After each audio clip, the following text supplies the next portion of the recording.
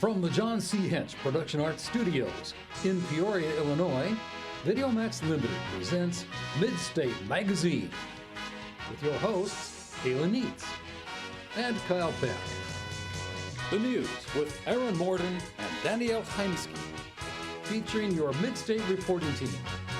Sports with Katrina Baumgartner. Get Real with Nikki Garabrandt. Stephanie Robbins is on the beat. State of the Arts with Brooke James. Rebecca Williams is in the spotlight. Anna Tassi takes us about town. And About Crew with Noel Mefford. And now, from America's friendliest city, Midstate Magazine. Take it away, kids. Hello, welcome to Midstate Magazine. I'm your host, Kyle Peck. And I'm Kayla Neitz. So Kyle, I read about an interesting study done. ABC News covered it. I think it was New York Times. One of them covered it. Okay. And basically what they said, it's about being hangry or hungry and angry. Okay. So they were trying to say that if your blood sugar is lower because you haven't eaten anything in a little while, you should have a snack because it can make you really cranky. Mm-hmm. And so the way that they did this study is they had couples each have their own voodoo doll of their spouse. So the wives would have a voodoo doll of their husband, and the husbands had a voodoo doll that looked similar to their wives. Okay. And basically, anytime they felt frustrated with their wife, they would allow them to, put a pin in the voodoo doll that looked like their significant other or their spouse. Mm. And what they found is that the people who were hungry typically put more pins in their wives or in their husbands, which is kind of funny because, that does make a lot of sense. If you're hungry or something like that, you can get very cranky, but I thought it was kind of comical that they used their wives or their husbands to, do the study. Yeah. So, but anyway, as I was saying, with the blood sugar, if it goes down, you can actually get dizzy or, find yourself, like they said, cranky. Right. But there's a lot of things like that. Like if you don't keep your blood sugar up and you're working out, you can end up passing out. Yeah, I'm going to make sure that I'll have like a Nutri-Grain bar or something. Sure. All right, well, now let's check in with the news team, see what they have for us. Good evening. Welcome to Midstate Magazine. I'm Aaron Morden. And I'm Dale Heimski. Let's take a look at the news. Average gas prices in Peoria fell 4.9 cents per gallon in the past week, averaging $2.90 yesterday, according to GasBuddy.com. Prices in Peoria were 32.5 cents per gallon lower than a year ago, and 37.3 cents lower than a month ago. The national average decreased 3 cents in the last month and is 27.9 cents lower than this day a year ago. If you've ever said, "I wish Starbucks delivered," your wish may soon come true.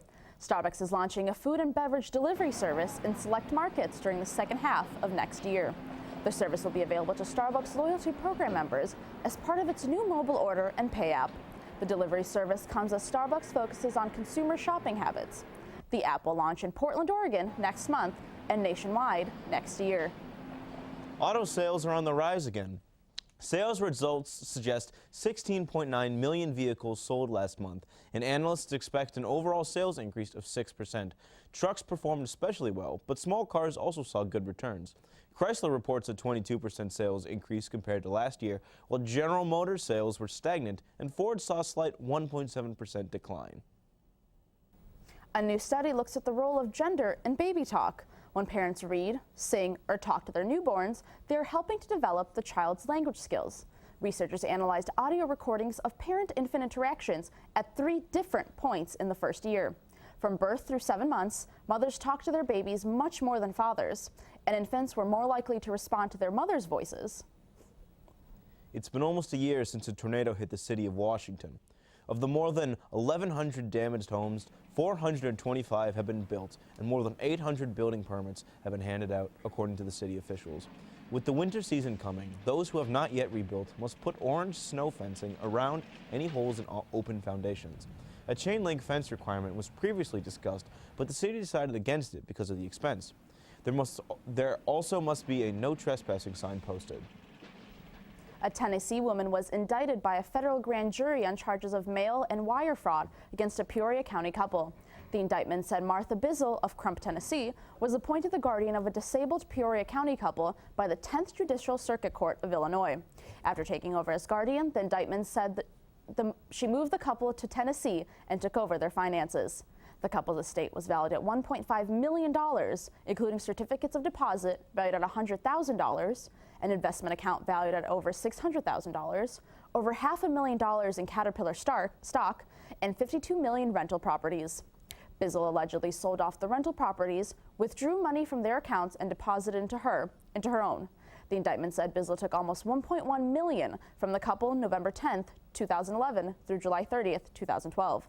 She is charged with 3 counts of mail fraud and 14 counts of wire fraud. If convicted, she would face up to 20 years in prison and a $250,000 fine. Now let's go to Katrina for sports. Thanks, Danielle. Joe Maddon opted out of his contract with the Tampa Bay Rays late last month. The first thing Theo Epstein and the Chicago Cubs thought was they have to jump on the opportunity to land a price-free agent.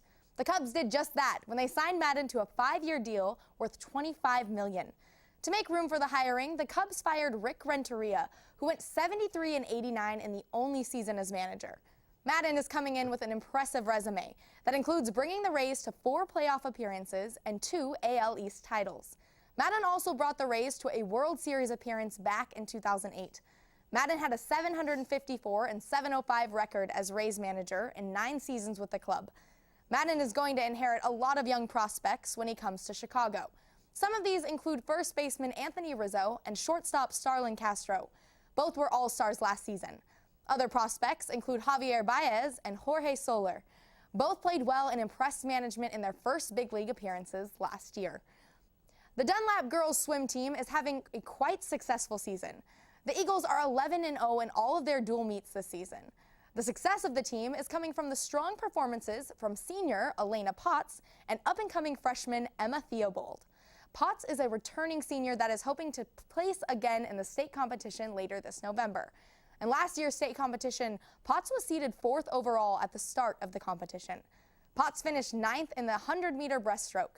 She wants to continue her great senior season performance in her sectionals, where she hopes to once again be one of the top seeds coming into the state competition. Potts also hopes that she will be accompanied by her young teammate, Theobald, in the state competition.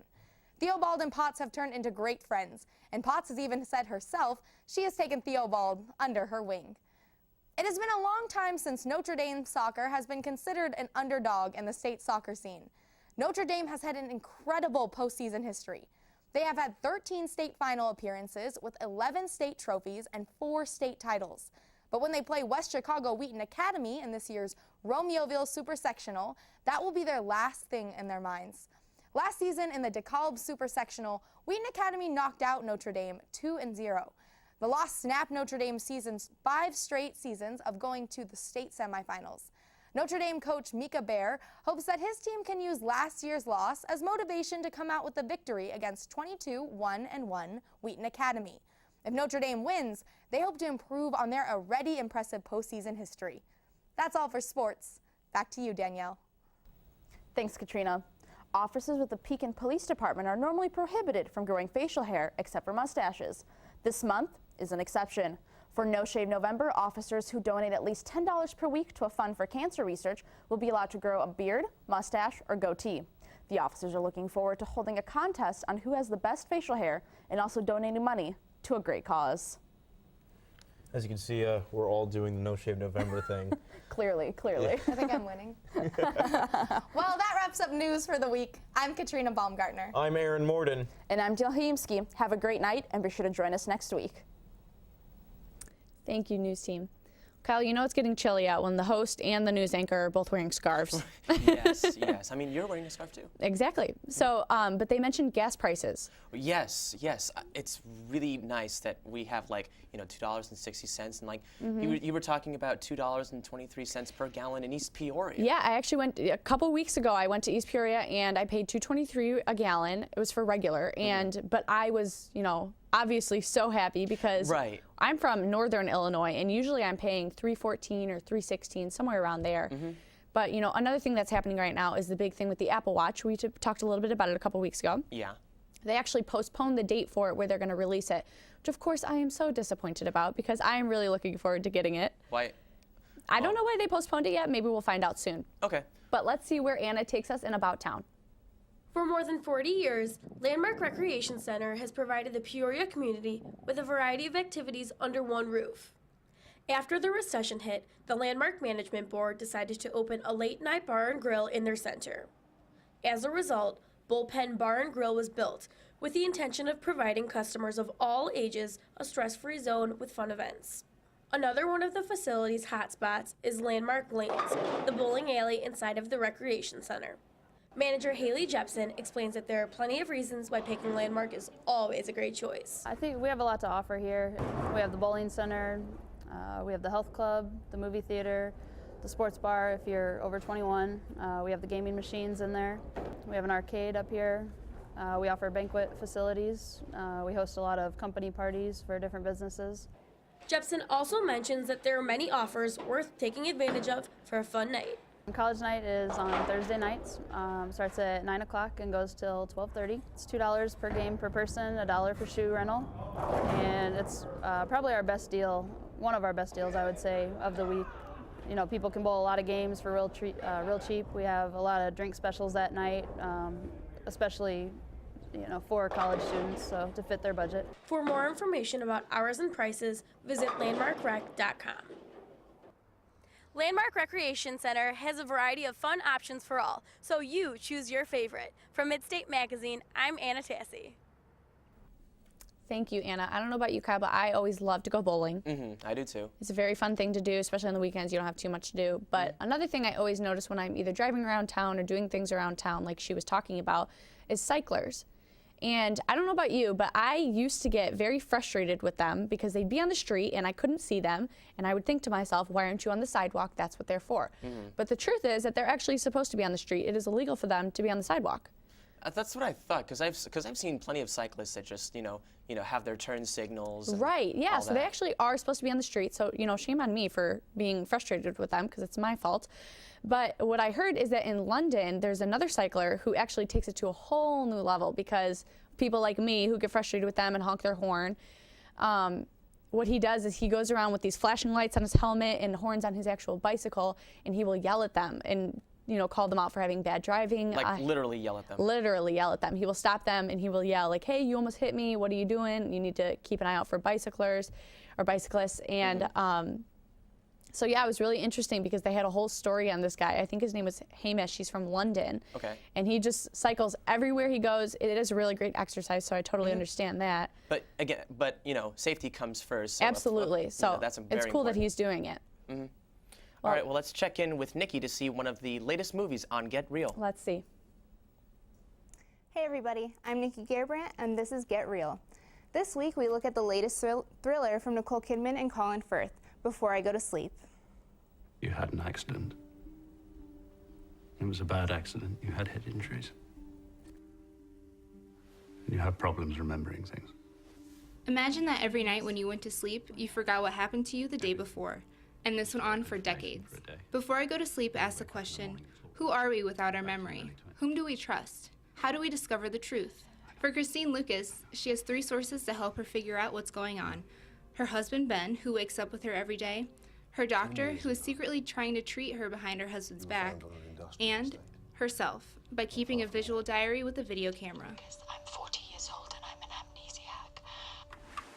Tonight, as I sleep, my mind will erase everything that I know today. The audience is given just as much information as Christine has, so the path of discovering the unexpected truth is as much of a surprise to the viewer as it is to Christine. I made a film years ago called The Others, and it's one of my favourite films that I've made. And so I've been looking for something that has the same sort of twists and turns and thrills, and this had that. And that's what makes the movie an enjoyable and satisfying mystery thriller. Critics have pretty much panned the film as predictable and derivative, but this reviewer liked it. Everyone acknowledges the acting was excellent. Kidman and Firth really draw you in and make you see things through their characters' eyes, and that alone made it a flick worth seeing. I'm Nikki Gerbrandt, and I'll see you next time for Get Real. Thank you, Nikki. Kyle, I'll be definitely checking that movie out. I always love to go to shows and performances and movies and things like that. You mentioned that there's a show coming up actually at Bradley University. There is. It is a play called Proof. It's basically about this mathematical genius named Catherine. She's a college student. She's 25, and she has to take care of her father. She puts her life on hold, and he passes away. And she's basically dealing with coping the death of her father, and now she has to deal with her sister, a new potential love interest, and a mysterious notebook that has this proof that could, make her or break her. Very interesting. And when will that be playing? It will be playing November 13th. Tickets are $7 for students, $9 for faculty, $14 for other audience members. Very cool. Well, I'll have to check that out. Well, it's time to check in with Griffin on Street Team. Hey, it's Griffin with Street Team. As of next month, our great state of Illinois will be 196 years old. So we're asking people some questions to see what they know about the land of Lincoln. What year was Illinois founded? I have no clue. 1817. 1809. 1820. Close, 1818. What is the state bird of Illinois? The cardinal. Cardinal. The cardinal. It's not a cardinal. Oh, it is? Yep. Oh, okay. It's a baseball team in Missouri. Cardinals. Who is the only U.S. president to be born and raised in Illinois? Lincoln. Abraham Lincoln. Bush. Abraham Lincoln. John F. Kennedy. Abraham Lincoln. Nope. Can I give you a hint? Yeah. He was an actor. President in the Oh, 80s. Bill Clinton. Was it Bill Clinton? Wait, no, hold on. Reagan? Yep. Yeah. Ronald Reagan. Yep. Although Springfield is the current capital of Illinois, how many cities has the capital been located in the past? I'm gonna say 5. I'm gonna guess 12. One other. 2. Yep. 2. Yep. What is the oldest community in Illinois? Chicago. No idea. You want a hint? Sure. You're standing on it. Peoria. Yep. Oh, yeah. Yeah, that makes so much sense. Okay. I'll go with Peoria. Yep. You did pretty good for someone who's not from Illinois. For Midstate Magazine, I'm Griffin Sassano. Thanks, Griffin. Well, I just found something really interesting. Apparently, Miley Cyrus and Patrick Schwarzenegger, son of Arnold Schwarzenegger, are actually dating. Really? But Patrick's family is worried about the fact if Patrick will actually end up like Miley Cyrus in the entertainment industry. I would definitely be, as a mother, if I was his mother, I would definitely be a little bit concerned about that as well. Yeah, She's a bit of a wild card. Yeah, I would be very skeptical as well. I mean, her journey from then to now has just been interesting, to say the least. Yes, very different, a very long journey that happened, kind of sporadically. Right. But on Jimmy Fallon, I don't know if you watched that show or the late night show with him. Not as much. Okay, well, last night a couple nights ago, he had Kevin Spacey on. And what they did is they played this game called Impressions. So they'd spin a wheel and you'd get a celebrity and then you'd get a topic. So since it was right around Halloween time when it happened, they did all Halloween topics. So Kevin Spacey would get an actor and then he would have to impersonate it, and he had to talk about candy corn or something like that. Okay. And it was hilarious. So if you get a chance to, Google that, just do Kevin Spacey, Jimmy Fallon, Impressions. It was a very funny video. Yeah, I'll check that out. Kevin Spacey is an amazing actor. Yeah, I'll check that out on YouTube and watch that. Yeah, he did a really great job. Jimmy Fallon is actually pretty good with impressions as well. But speaking of Jimmy Fallon having a special guest on like Kevin Spacey, let's check in with Brooke and our special guest on State of the Arts. Hello, and welcome to State of the Arts. I'm your host, Brooke Janes. Today, it's our pleasure to welcome DJ Khalib. He is a junior at Bradley, and he will be opening for Wiz Khalifa when he comes to Peoria. Welcome to the show, Caleb. Thank you. How are you today? I'm good. How are you? I'm doing well. Good. So how did you get your start DJing? Okay, so basically, when I was living in Chicago, in high school, I would go to parties, and like the DJs would just suck, and they wouldn't know what to play. So I always had a strong interest in music. I was rapping at the time, and then I just gradually started, like I got a DJ program, and then I just started upgrading, and then I just started practicing every day. Perfect. And then I just said I might as well do this for real. All right, and for real, do you mean opening for Wiz Khalifa? Is that your biggest show to date? That will be my biggest, because Wiz is like huge. But man, I've got bigger stuff lined up, like make sure it's gonna be big. Very nice. All right, so we want to get to what you do best. So if you wouldn't mind heading over and giving us a little taste of what you do.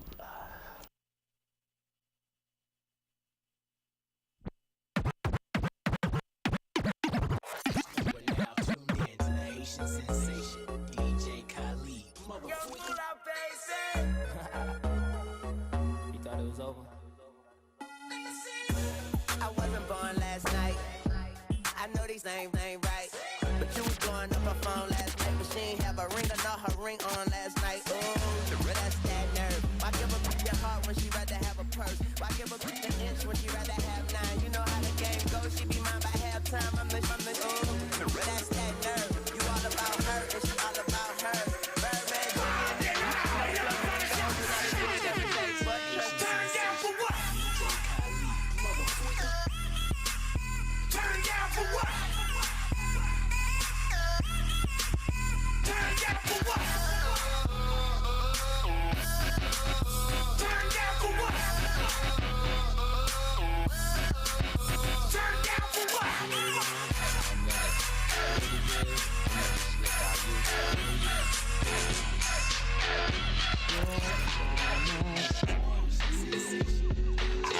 Something strange in my mind. Yeah. Situation is let's cure it 'cause we're running out of time. Tell them. It's all so beautiful. Relationships they seem from the start. Yeah. It's all so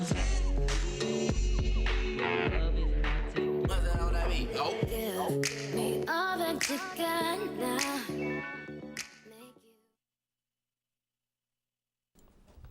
All right, well, thank you, Caleb. And thank you for tuning in. That's all for this week. Join us next week to see more talent from around the Peoria area. For State of the Arts, I'm Brooke Janes. Thanks, Brooke. He did a really great job. I thought that was really, really good. You Yeah. mentioned that he's going to be opening for someone. Yes, he's going to be opening for Wiz Khalifa sometime soon. Maybe next week, actually. Okay, very cool. That's Yeah. a pretty impressive gig because he's so big right now, Wiz Khalifa is. Yes. I'm not super familiar with his music, but someone I am really familiar with is Taylor Swift. I don't know if you listen to her. No, I listen to more like Sam Smith right now. Okay, cool. So I'm familiar with him as well. But I really like Taylor Swift. Her new album called 1989, kind of stepping away from country in general. It's totally, not a hipster, but more pop. More pop. That's what it is. So her album outsold everything that they were expecting. They always give you an expectation like you should sell 350,000 within the first week of your album releasing. She sold over 1 million. So she really overexceeded what they were estimating for her. And I've listened to a lot of the songs. They're very good, in my opinion. But then recently she actually took them all off of Spotify. And Spotify is, of course, free streaming of the music. And once it's on there, you don't have to wait for it to stream again. It's kind of downloaded, which is cool. But then she decided to take it off because she's obviously not getting any royalties for it or any payment. So she kind of a lot of artists lose money for it. Because she's usually the type of person that gets a lot of royalties these days. So. Well, you don't get royalties on Spotify. Oh, okay. But, speaking of something else, kind of different, changing gears. Yeah. Universities around America take great pride in their sports teams. Football and basketball especially create legacies at places like Notre Dame and USC. Bradley University has an unusual legacy, and our own Bob Jacobs tells us about it with a postcard from home.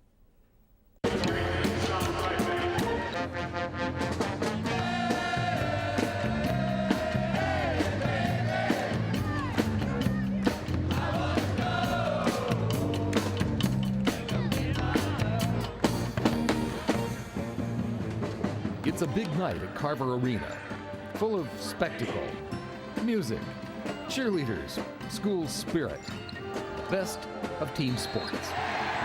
It's Bradley University's night to celebrate a dynasty, one that doesn't start with a round ball, but long hours like this. We don't live in a perfect This world. Bradley dynasty is the speech team. Dan Smith is its director. The national competition started in 1978, I believe, and since then Bradley has won 36 national titles. No other school has won more than 4. 163 different Bradley students have won national titles. It's very much a dynasty. It's war in suits. It's very polite, sometimes politically correct war, but it's war. There are probably 5, 6, 7 programs that think of themselves as contenders for the national title every year. Ourselves, Illinois State, Arizona State, the University of Texas at Austin, Eastern Michigan University, the University of Alabama. Those are the teams that we compete with most fiercely at those national tournaments. And those would be, you'd be hard pressed to find teams that have won national titles that don't come out of that list. While sports teams get the most attention in our world, teams like this tend to produce more real leaders, movers and shakers in our society. And for one night in Peoria, they get recognition for being the very best in America for a very long time. Since the beginning of national competition in the 1970s, the Bradley speech team has won 38 national championship titles. No other school has won more than 38 national titles. That's more than the UCLA and Kentucky men's basketball teams, the Tennessee and Connecticut women's basketball teams, and the Alabama football team combined. Maybe more exciting to watch a bunch of tall guys toss a ball around a court than it is to listen to a poem, an impromptu speech, or a really superb argument.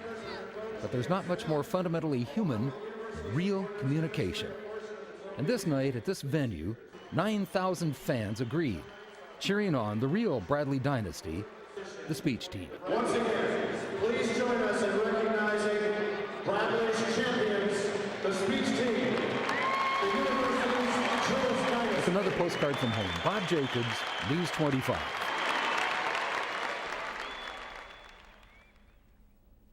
Thank you, Bob.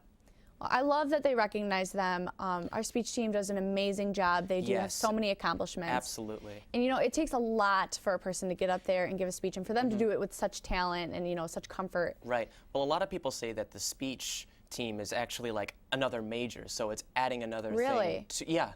Well, that, you know, that makes a lot of sense, because I know that they, you know, they're going on competitions very frequently, if not on the weekends. I've heard teachers talk about how students will have to miss class, in fact, to go to it and things like that. But I know public speaking is just one of the highest ranked, you know, like fears that a person can have. Like in terms of, you know, phobias.